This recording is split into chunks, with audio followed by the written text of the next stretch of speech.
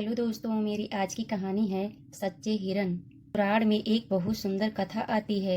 एक जंगल में एक तालाब था। उस जंगल के पशु उसी तालाब में पानी पीने आया करते थे। एक दिन एक शिकारी उस तालाब के पास आया। उसने तालाब में हाथ मुंह धोकर पानी पिया। शिकारी बहुत थका था और कई दिन का भूखा था। उसने सोचा जंगल के पशु इस तालाब के पास पानी पीने अवश्य आएंगे। यहाँ मुझे सरलता से शिकार मिल जाएगा।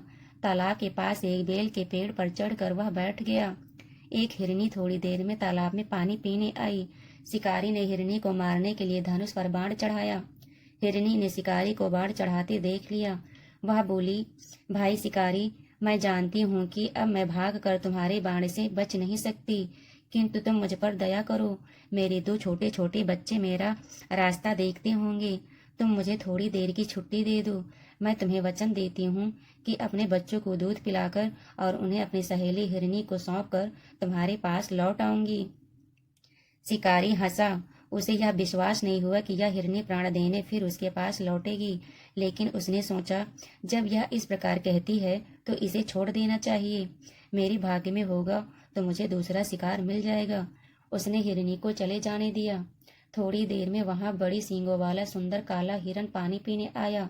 शिकारी ने जब उसे मारने के लिए धनुष पर बाण चढ़ाया तो हिरन ने देख लिया और बोला, भाई शिकारी, अपनी हिरनी और बच्चों से अलग हुए मुझे देर हो गई है। वे सब घबरा रहे होंगे। मैं उनके पास जाकर उनसे मिल लूं और उन्हें समझा दूं, तब तुम्हारे पास अवश्य आऊंगा। इस समय दया करके तुम मुझे चले जाने दो। शिकारी बहुत झल्लाया।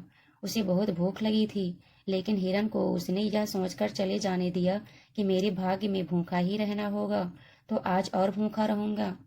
हिरनी अपने बच्चों के पास गई। उसने बच्चों को दूध पिलाया, प्यार किया। फिर अपनी सहेली हिरनी को सब बातें बताकर उसने अपने बच्चे सौंपने चाहे। इतने में वहां वह हिरन भी आ गया। उसने भी बच्चों को प्यार किया।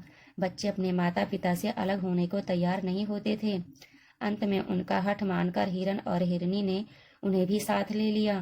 तालाब के पास आकर हिरन ने शिकारी से कहा, भाई शिकारी, अब हम लोग आ गए हैं।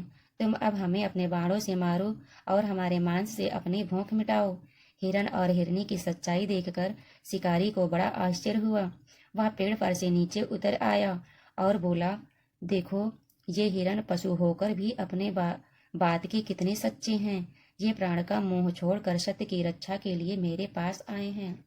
मनुष्य होकर भी मैं कितना नीच और पापी हूँ कि अपना पेट भरने और चार पैसे कमाने के लिए निरपराध पशुओं की हत्या करता हूँ। अब से मैं किसी पशु को नहीं मारूंगा। शिकारी ने अपना धनुष तोड़कर फेंक दिया। उसी समय वहां स्वर्ग से एक विमान उतरा।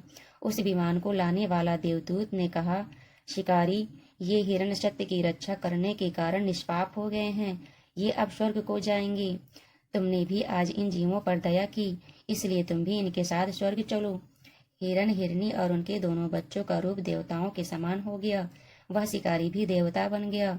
सत्य और दया के प्रभाव से विमान में बैठकर वे सब स्वर्ग चले गए।